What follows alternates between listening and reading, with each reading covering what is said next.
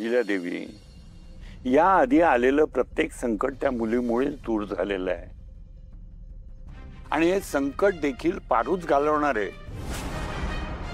त्यामुळं तिच्या घरी जाऊन तुम्हाला पाणी आणावंच लागेल.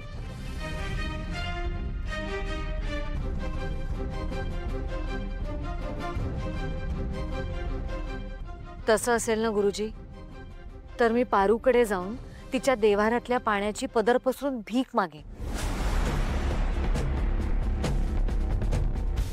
अहिल्यादेवी, पारू त्या पाण्याच्या रूपानं स्वतःचा जीव तुम्हाला दान देणार आहे. तुम्ही तिथे पाणी मागायला नाही, तर पारूचं आयुष्य मागायला जाणार आहात. तुमच्या आयुष्यभराचं सुख त्या पाण्याच्या रूपानं पारू तुमच्या झोळीत टाकणार आहे.